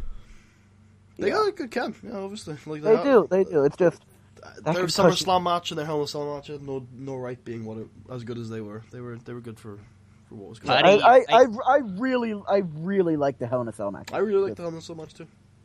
Putty, you might tell me I'm going in on this far too quick, but in one night, the Untouchables, now a group of 5 people, because the hype showed up and Robert Oxford was like, I like him, despite the fact that he's super high 24/7. Nah, I don't think you're like. I like that. I think you should. They're taking so that when the NWO come in, they have.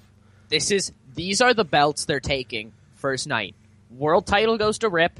Tag titles go to Untouchable. Tag team specialist, right? No, Untouchables. Oh, tag team specialist. Rip. Actually, I might do that too, because then I could have. When you get like introduced cruiserweight tag belts, but don't put a weight limit on them, and just have the big guys come in and say, "We're taking these as well." Cussin though is gonna win the international title. I like stables to come in, have a good couple dominant months, and then win all the titles in their peak. But you can. I would say so, but I'm setting up very early that. Oh shit, we kind of got a problem here. These guys have stolen the company. Oh, so you're not really going Horseman, you're going more NWO. I'm not. I'm going Horseman with elements of NWO. Like, they are 5, technically. World-class wrestlers. Okay, they're 4 world-class wrestlers and a sports entertainment dude. They're 1 world-class wrestler and a couple of pretty good wrestlers. And that's pretty much what the Horsemen were, right? I don't know. They had a couple of world-class people come in and out. Holy shit, buddy, that noise. I don't know. Holy shit, I'm done. That was creepy. I would say, like, when you look at wrestling stables... Wait! I got a Kenny death! That happens this pretty guy regularly. died after being infected by a rabid badger. I say when you look at wrestling stables in history, when you have... like Flair and Benoit in there at various points, then that's a pretty good 2 to have. Like Chaos don't even have as good as those 2, and Chaos have had 2 pretty good workers come in and out. So it's like Sam Strong's dead in my game. So if everybody's Arn Anderson's world class, and I might agree. Actually, Putty, if everybody's in their prime, who's better? Evolution. Bryan Danielson. Brian Danielson. Answer to every question. Brian Danielson. Evolution. Yeah. Or the Horseman, where it's. I don't even need to give you the 4th guy. The 4th interchangeable guy. Like Flair. Like if everyone's in their prime, I don't even know. Maybe Flair is the only one out of those 4 that like is really top class. Not even world class, top class. Yeah, he is number 2 of all time for Putty. Yeah, he is. But he's in both, is what I'm saying. And if you look at the rest of the Horsemen, you have like Anderson and just Anderson and Benoit, like Orton. What if Rollins? What if to combat Batista, I gave you Sid Vicious? Here's the thing of Horsemen. I tend to look at the high though, so even if you added Sid, I'd be like, yeah, but they still had Flair and Benoit, you know? Yeah, ignore them fuckers. I'll happily ignore Batista. Trips isn't that good, and Orton is just a bag of wasted potential, even in his prime. If we're saying his prime is April 2004. I'd still take Prime Benoit, which is April 2004, funnily enough. So yeah, I'd still take Prime Benoit over Prime Orton. Do you mean August? Possibly. It's April to August for Benoit, but for Orton it's literally just April. So Possibly. Would that be August 2007? For who? Benoit? No. Benoit's ECW and US runs were fun and all, but like No, August 2000. That's when that's when it happened. It wasn't August because it was Night of Champions, Vengeance. So it was either June or July. No, Night of Champions, Vengeance was September, man. No, it wasn't. Vengeance was before SummerSlam. Ah. Yep, it used to go Backlash, Judgment Day, Vengeance, Great American Bash, SummerSlam. Yeah, that's how it went. Sometimes Bad Blood was mixed in there as another Raw pay-per-view. Bad Blood. Baby, now we got Bad Blood. Okay, what the fuck? I don't know what the fuck you just did. Okay, let me look at some other categories so we can talk about wrestling this year. that was a Taylor Swift song. I fully fucking aware, you asshole. I just don't give a shit, and I'm gonna act like you didn't say that. Have you guys got pegged down for your company of the year so far? I mean, the only company Mine's obvious. the only company I've really watched is WWE. So There we hear to you first. Ben thinks WWE best company of the year. There we go. I mean, it's the only company I've really watched. I mean, in these, I tend to separate WWE and NXT, so you can pick a favorite out of those two. Oh, then NXT. I actually have WWE higher than NXT. I would like to inform you right now of how many different wrestling companies I've watched this year. 12, I think, is the answer. WWE, NXT. Yep. That's it. Yep. So which of those two is your favorite? Probably NXT because there's less Roman Reigns. Okay, so my number one is pretty obvious. This fun. is Number two is like this is number two is Evolve, and number three is WWE. Where's the progress gone, buddy? It's not had anywhere near the cards that those three have. Especially not. I mean, this year has been a quieter year. I know Putty really likes the progress one. It's like Jimmy Havoc is the cunt. Yes, the worst Jimmy guy Havoc, in the world. It's because Jimmy Havoc's fucking amazing. He is. He is, but he's only going to work in like 2 feds in his entire career. By work, I mean work. Thank God, not like TNA where he's like, yeah, he gets his ass kicked by Abyss, who's like 70, and he's like, yeah. I mean, TNA is one of those companies he could work in, but like they're just not going to make him. So, have you guys got a worst company of the year out of the 2 you've seen?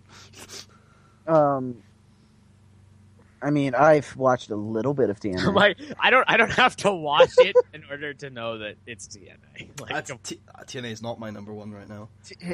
Actually, it's fuck you, Ring of Honor. Actually, I haven't watched ROH this year, so I can't put them there. I will give this to TNA. The occasional stuff I've seen on YouTube has been okay looking. It has. It doesn't look like it's filmed in a warehouse. Most of it. Backstage segments are still kind of weird. Where they they're managed to dress up the warehouse so much you didn't think it was a warehouse? Yeah. The backstage, like weird, like little warehouse area that they're in. It's okay, I'm not even kidding though. It's a warehouse. Go look at a video. Okay, there are like shelves with boxes all around them, and then Matt Hardy like turns around, and Jeff Hardy turns around and sees like 5 willows. He's like, "What the fuck was that shit? I'm going you to see willows? add... Am I high? Yes. Like, oh shit! Oh my god, they're gonna get me! And then it's like, what the fuck just happened? I'm going to add. Oh. What happened? I was going to add people to the conversation, but it appears like that's not going to work anymore. Why can you not add Dave? It wasn't Dave. Who are you going to add? Fuck Dave. Come on now. The poll! I've never talked to the poll. Well, it was going to be the poll and someone else. Oh, and big... Mr. Twitter? Big I have a problem with Tucker for some reason. Mm-hmm. He does. Is that Mr. Twitter? Whatever. He kicks me from every chat I've been in. Is that Mr. Twitter? No, different. Maybe. I don't know. I don't remember. Anyway, do you guys have a gimmick of the year? I really liked Roman Reigns until he continuously said, I'm not a bad guy, I'm not a good guy, I'm just the guy. So I like that the so first you time. mean, Not you even mean a the guy, hour honestly. then that he was... I mean, my gimmick of the year is Unique Charismatic by Shinsuke Nakamura. Because that, him just entering is like, Clearly this has been Shinsuke's highest point of storytelling. Obviously. Yeah. You remember that fantastic story he delivered with AJ Styles where they were fighting because of that blood rival... Wait. Or that time where he fought Sami Zayn and they were fighting over... Or that time he fought the Drifter and they hated each other because... Well, Shinsuke doesn't like people who drift. Actually, Putty, Yeah. it's gimmick though, right? Not like... I know, story, but like a gimmick has if to Ben... be helped by a story, you know? No, it doesn't need to be. Yeah, but like, what's the point of being... I could tell you right now my favorite gimmick is like Gun Club or whatever the hell they're calling them, because they're dudes who they walk around, dude, and they look cool, dude. Storytelling, dude. Well, I'm trying to get you on, DJ, but it's not letting me. It's saying... Oh, here he my is. friend's request. DJ. So, wait a minute, I follow that guy on Twitter. My gimmick of the year is Tetsuya Naito. I retweeted a thing on his Twitter thinking it was the other DJ. Let's get Like Gunter weird in here. young Number DJ. 2 is Marty Scurll. Let's young get DJ. Gunter in here. And number 3 is Bailey. Oh yeah, I completely forgot about Bailey. How could you forget about Bailey? I don't know. She's not on the takeover card. Do you guys have a top 10 major shows of the year so far? Don't know if I've watched enough major shows. I had to narrow mine down quite a bit. I mean, Jesus, Putty, I've how do you watched- find so much wrestling? I mean, my number one maybe is I'm Dome. not looking anymore, and I'm just kind of like content. My number one to is watch Raw. Dome. My number 2 is Dallas, NXT TakeOver Dallas, and number 3 is probably Mania. Mania? Mania. The Mania community. Mania community! Guys, we might get Gunter on. Really?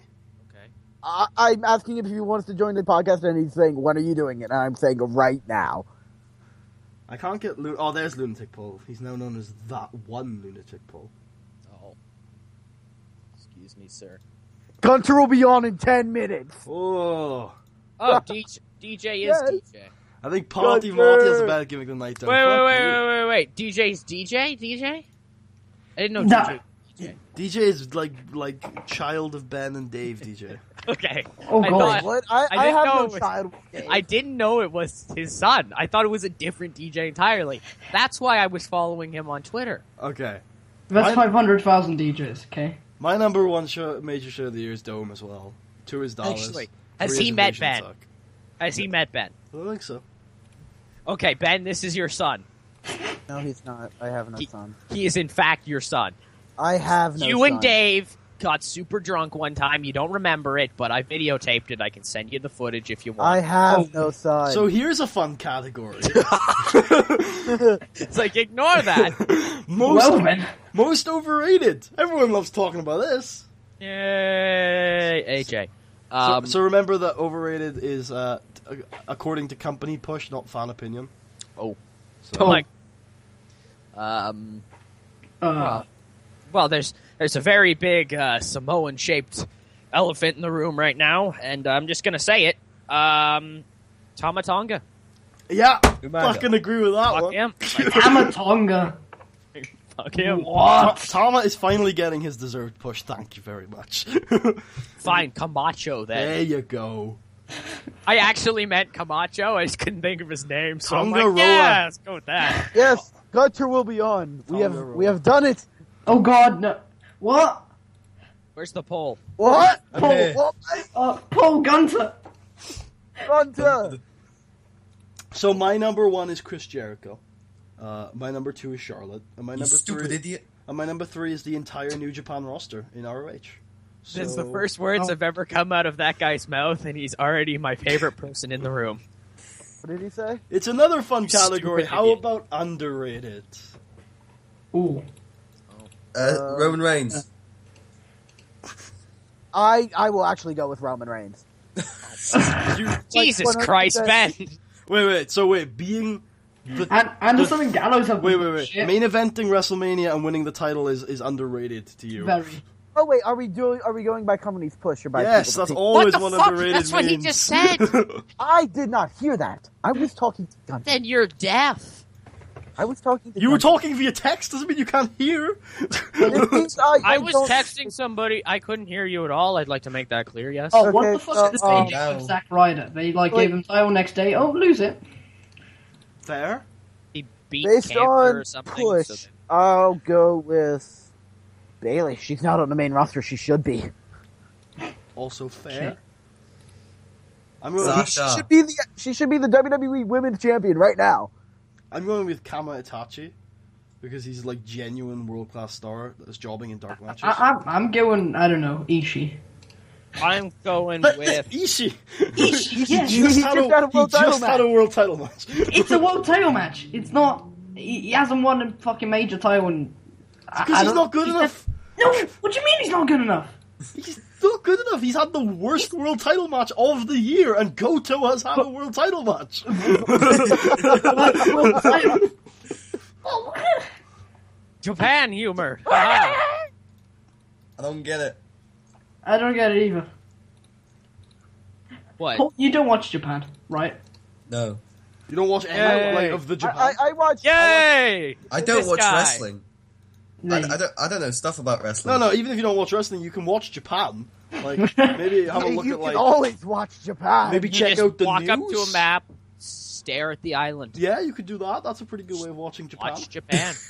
Oh, Kamatachi is doing great in CMLL. I'm talking about his role in ROH, where they should be using him as a top star, and they're jobbing out in dark matches. We're gonna look All right, back buddy, at this. add Gunter. Yeah, sure. We're gonna look back. We're gonna look back at this Kama Itachi run, right? And it's gonna be just as stupid as the Okato stuff. Paul, we're all dead. So I don't do Japan, so I don't know about what any of that conversation was. This is ROH we're talking about. Hello, Gunter. Good evening. Right, man. Shows- Hello, Gunther. Oh. Welcome to the podcast, Gunter. DJ, what the hell did you just say? This is indeed the podcast. Did you just speak in another accent? Went for about an hour and a half talking and critically I can't. discussing, and then I just said fuck it, so I added everyone. Can I not? I don't blame you. It's alright, we've all got different fucking accents, so you have to worry about it. This is true. This is true. The mix I of have- accents is very entertaining to some people. I have a Canadian accent, eh?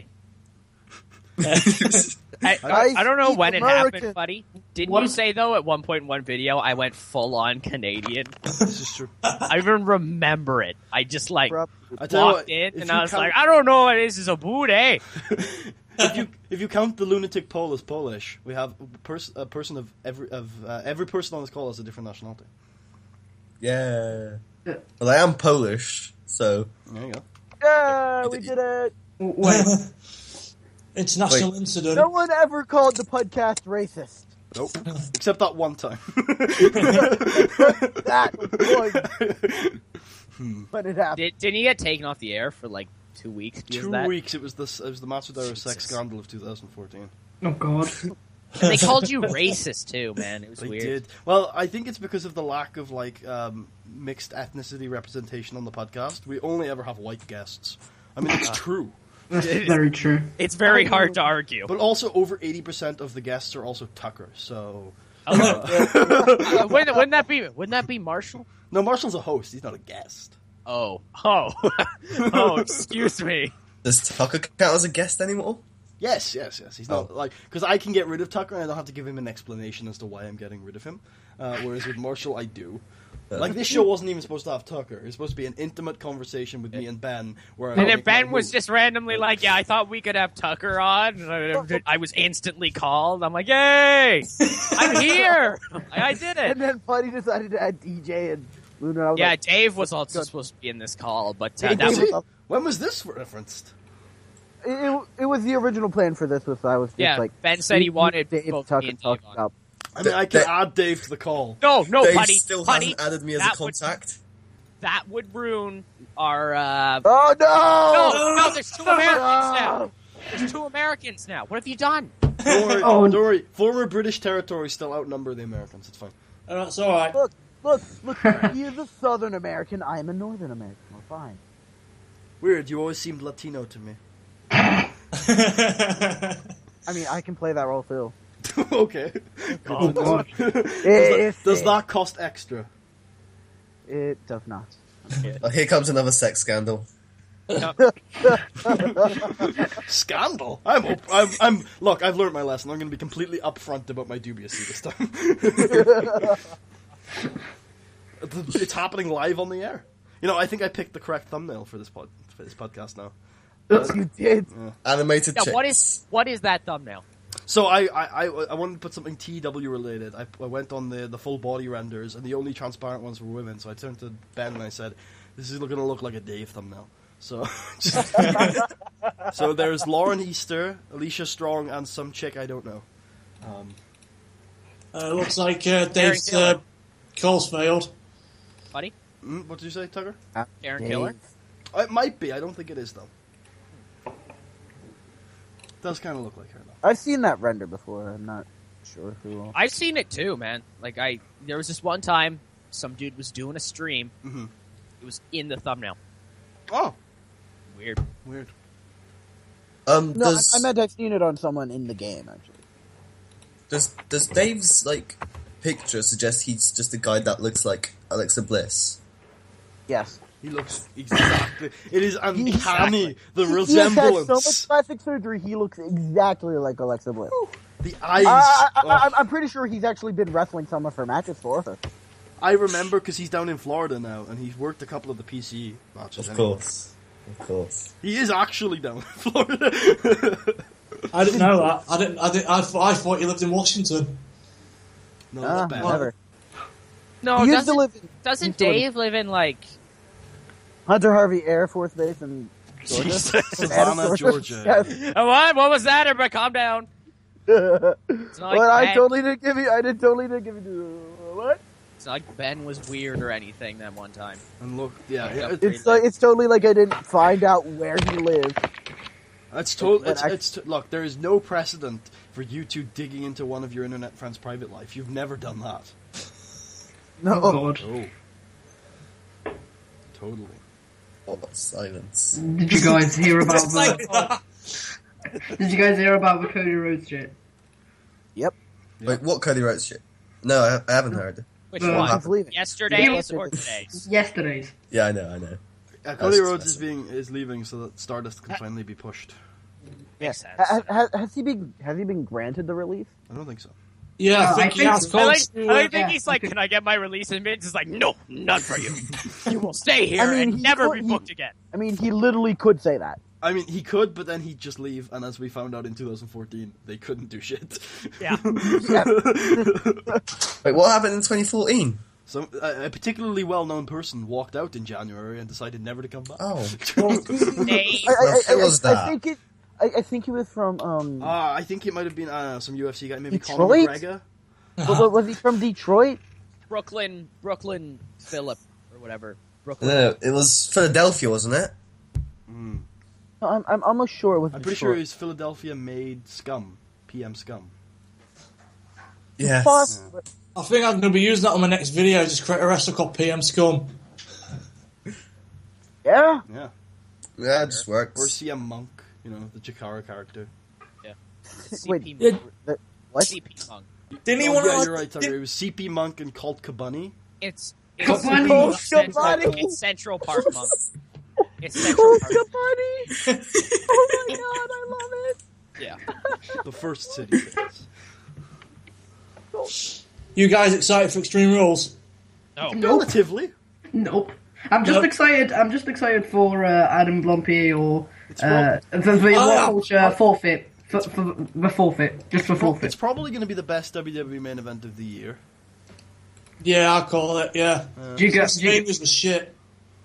Do you guys know what the forfeit is for What Culture's video? Extreme Rules prediction. Watch the full movie of a Serbian film, just and do a reaction like live. Do you guys know what that is? No, but I've heard it's like a really, really bad film, innit? A Serbian film. Okay. Oh, don't, DJ. Don't ruin their lives. Listen. That's. Oh, he's gone.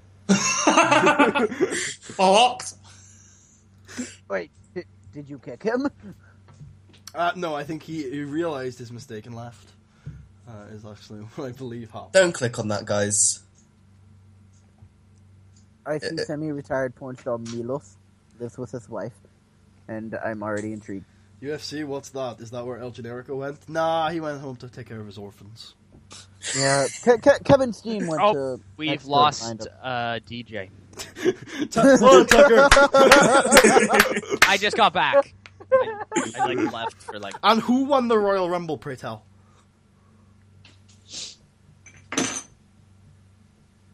Tucker's refusing to go along with my patronage. What's happening? I don't even know what's happening right now. I just got back. You were doing something with categories, right? Well, we went through them all. So. Oh, okay. I didn't need to tell you, Putty. You had enough people here, all right? I was lonely, okay? I was lonely. God, I didn't have that Canadian snark in I was my to play TEW. I was going to play TEW on this stream, but then I decided, fuck it, and I decided not to.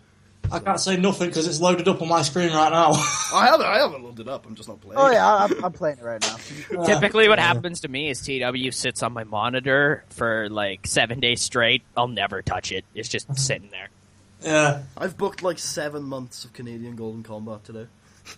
Putty, you're so weird. 7 months? Yeah, with TVs and all. Yeah, over the past 2 days, I booked 3 shows.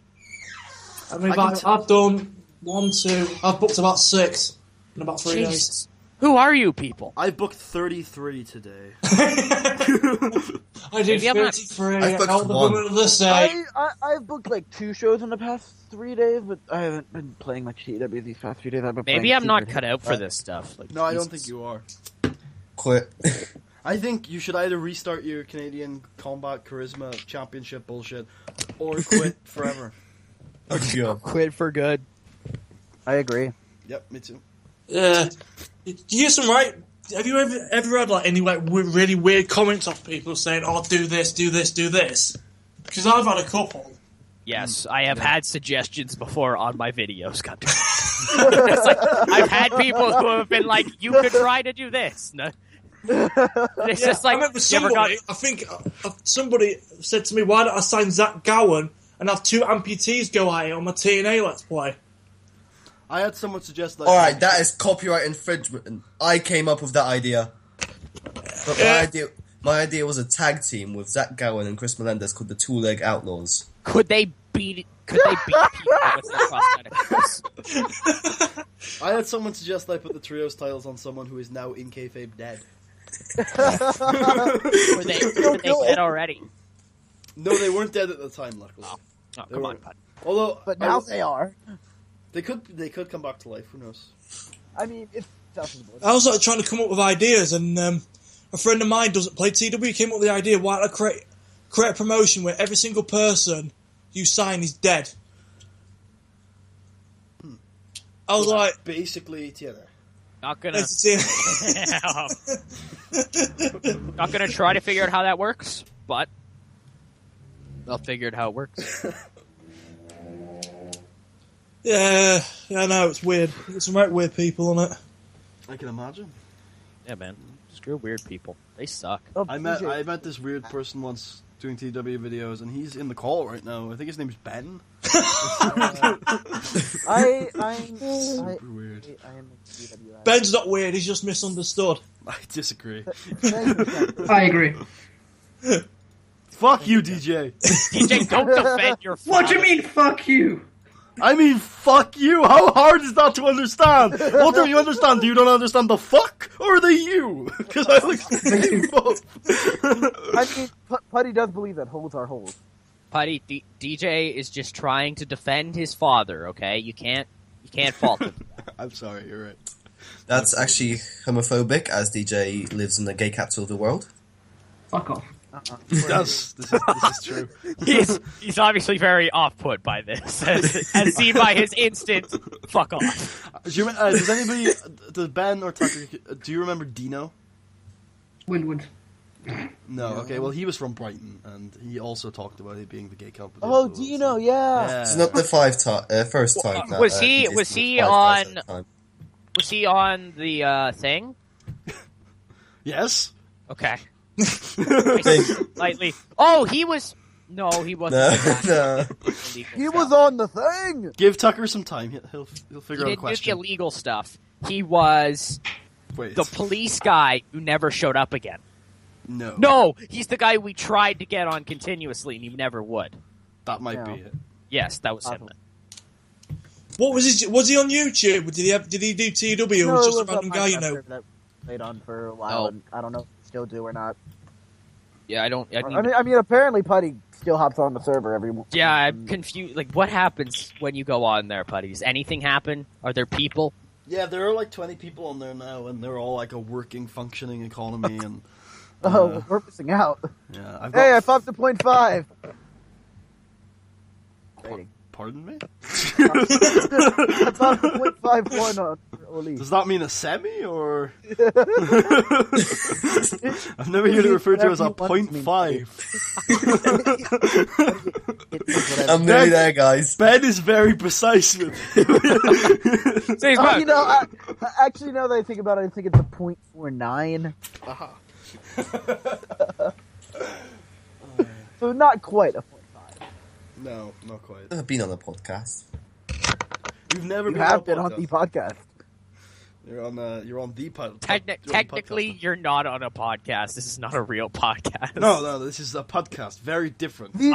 Very more prestigious. Yes, very It much is so. it is the 47th annual podcast. I have been informed that next dictionary from Oxford will include the word podcast in the English language.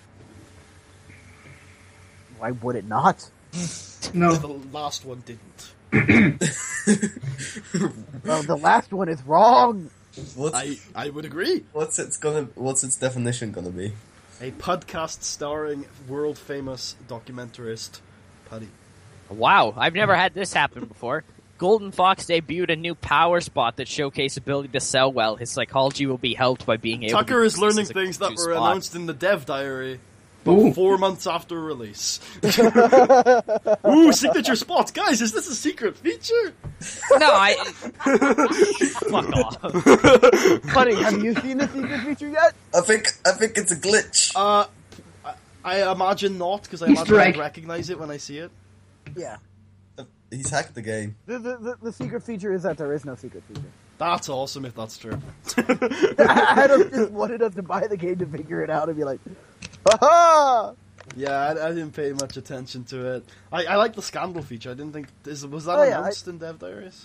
I'm pretty sure it was. I don't think any of this shit was announced. Like, I read the diary full out, and every single time I play this game, What do you I'm mean like, you where, read it? Yeah, but where whenever- did this come Watch from? But whenever you videos? tell us stuff you've discovered, we're like, yeah, that was in a dev diary, bro. I didn't read it or anything. I just waited for the game to come out so I could be surprised when I see. You didn't Like- watch my videos, Gunter. I'm highly disappointed in you. No, Nobody well, watched your videos. Nobody watched your video. to be honest, Hey! the only TEW videos I've been watching properly recently, to be honest, is probably yours, Tucker, and probably Rick. wow. What do you mean? That's it. Liz, you have Do no you Tweet video. Tucker's 2. I did it. What videos? Exactly, what videos? Boom. I've been releasing videos on a somewhat... Wait, and Gunther, do you want Tucker to continue his 4C series? No. Yes. Yes! No! We the North, motherfucker! I'm doing it now. He's gonna go on it. What's gonna happen is he's gonna do like one episode, and all of a sudden his file's just gonna corrupt. Nah, he's not David, Ben.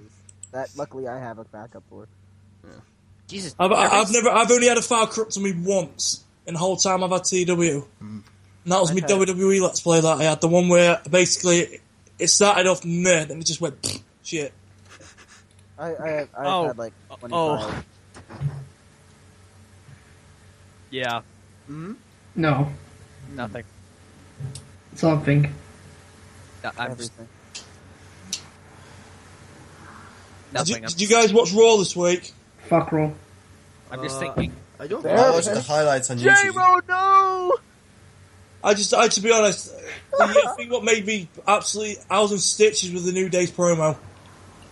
J-Ro, enter time decline. Oh god. As he has done many times. Shit, I forgot. I'm crying. Forgot to put the belt on Todd. Fuck, nobody will notice, right? If I just throw it on him. Todd? Yeah, Todd. Technology. That's nothing. When I started my WWE Let's Play last year in 2013, No. I came into the right problem. It said that apparently Rusev was a 64-time fucking United States champion. The fuck? Yeah, did you not miss Holy all of those, shit! all of those house show He fucking defenses? he made blitzed Rusev 64 times. I went, what the fuck? Didn't you hear about it changing into a 24/7 rule? title, yeah. And then, but in the week that followed Survivor Series last year, he lost and retained it 63 times. Yeah. Ooh. Jesus, I just threw up. Somebody in DDT won a title this week because he accidentally put his elbow on the belt, and the referee was around, so he counted the 3 counts. because the current champion of that championship was the belt itself, who had been the previous champion. Didn't DDTs have a gay anal championship? They also have a heavy metalweight championship. That's sick, actually. I like that name. I have Which was many previously questions. won by 3 blow-up dolls and Kota Ibushi. I've seen it. I've actually seen the match when he goes Prestige. like blow up doll. It's fucking hilarious. They also had a camp match where Generico and Ibushi fought with a bunch of kids on a creek. That's I remember watching Ibushi. Hey guys, I'm 8 gonna to have 9. to go. I have like 10 minutes, then I'll have to go. You know, Ben, this is not dedication. Yeah. This I'm is sorry. very disgusting to me. This is You know what what, you buddy? do every I time somebody apologize. needs to I had leave, and plans it's for this- amazing. If you think I'm going to let I'm you more on the dedicated. second podcast of today, then you've got another thing coming. Wait, there's another podcast? I told Oh, yeah. you yesterday. I ran through the Yeah, for plans the with you. Extreme Rules review. I ran through the shit with you. All right. You All right. I said it yesterday. I said, this is my plan. What do you think? You were like, sounds good. Right? Oh, dude. I right, thought, that's a pretty short answer, but I'm not going to press it home. He's agreed. All right. Sounds fine with me. Jesus, be whenever on- I I'll give be you a on- short I'll- answer, you gotta grill me Buddy, for like I'll the be able next to be on- 12 Because hours. if I just assume you're going to do something, you won't do it. He will. Who? You, Tucker. Me? If I assume you're going to do something, you're not going to do it. Whereas Ben, I said, you ready? 10 minutes later, he's like, yeah, all right. You're like check in on me every 5 seconds, like you still ready? Like, You haven't fucked off to watch some sort of stupid game, have you? Oh. Ooh. Ooh. shit just got real. Yeah, buddy, I will still be able to do that podcast later. Tucker, I am also What the confused. fuck was that? That was the gay cats of the world. What did you say, Ben? that was the I gay will be able to cats do of the world. I still haven't heard you. I didn't hear mine. I will be able to do the podcast later. Oh, I am overjoyed. I don't. Guys, can I express to you my joy? Ben, I don't think I don't think Putty was saying that to see if you could or not. I believe Putty said that to let you know that you weren't invited. Not invited? I mean, we'll No, see. you left this one. You've already shown the lack I'm of still dedication. here. Tucker, are you saying you will do the podcast later I today? will alone. Oh, on your own. Alone. Okay, I will You've set. seen the how well Puddcast. streams go when I'm alone. I will set you up. I will start live streaming. I'll get you in a Skype call. Then I'll mute myself. Does that sound good? Just let me go to work. I mean, I think everyone here loved One Man Booth, right? The long running, Yes! the long running No, I series. hated it. That Tucker did once, got a lot of views on. Did the second time, didn't get a lot of views on, so quit. Yeah, That series. not a draw. Use. Because Tucker's all about that YouTube money on a channel. I'm pretty sure he doesn't even monetize. No. I If I did, I'll monetize. let you know I could make $7 a year. I monetize, and I have made like, I have made $1.50 this month. Fucking motorbikes. I paid for TEW out of my YouTube money, and that's about it. So Made enough money to Wait. Was that Rich like fuck. was that I want recent, TW. was that recent Fallout money? What the hell? Was that recent YouTube money, or is that like the amount of YouTube money you've built up since 2013? No, it was- Your Fastlane review 3 months later still has only 30 views. Yeah, but look at the Royal Rumble review. I've got like 2,000. 778 people tuned into Royal review, realized it was terrible, and didn't watch the Fastlane one. Well, they came and watched our Fastlane review event that we did, so... They much did. did you They guys did get? watch that. Mine is called Peaks and Valleys, I'm looking through. Got 87. Oh. 87. Good job, buddy. It's okay. You'll get there eventually. Which is actually more than Mania. Well, And less than the New Japan reviews. yeah. I don't watch New Japan. I've never had a chance to watch it. Oh, Oh, it is the stuff that I have watched is very good. Yeah. Very, very It's the good. commentators that put me off when they go, "I should have listened to you." You do not insult no, that's Milano not- Collection. Milano Collection is the part. greatest commentator of all time. He is part of Los Ingobernables. Fuck! I've got him going. The commentators are the best part. They really are. Like, No, I said to a friend of mine who doesn't watch wrestling. He went, "Do you know who I reckon the greatest commentator of all time is?" I went, "Who?" He went, "Michael Cole." So I slapped him. oh God. I mean, there haven't been that My many God, good Mike. wrestling commentators. My God, Michael. I said, "There's only one." He thought I was going to say Jim Ross. I just turned around and went Tony Schiavone. So I'm old school. Giovanni's all right. Yeah. Isn't Shivani an announcer? Not a commentator. Styles. I mean, he did What? work the booth a lot, Ben. Like, every single episode of Nitro ever aired. But whatever. I know, but didn't he play the announcer role? Oh, I The thing thought you wasn't meant too Yes. bad. Eric Bischoff wasn't too bad.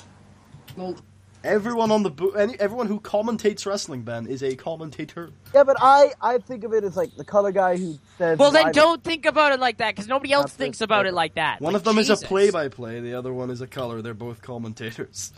Yes, but but when you talk I about don't color care comment- what you consider. when you say Conform something to what commentator, most people think. Color comment. Holy shit. No, Ben. When you're in a group, the majority of people think one way, you can't say, oh, well, I think of it this way, so Well, fuck all. Actually, To go back- I can't. To go back to I your main can't. point, I just- Shivani was mainly color anyway. Like, he called some moves, but like most commentators in wrestling are color anyway. So I Yeah. do not. it's the same with like Jim Ross. He's mainly color. Like Yeah. he's By God, he's been broken in half. there's some color. Instead of, oh my God, he just kicked off that man off the top of the sail. That's still color. You're looking more for, hey, look at that dragon suplex into an armbar. That's play-by-play. Hey, look at that. I'll say stuff like, "What's Vince McMahon and Britney Spears got in common?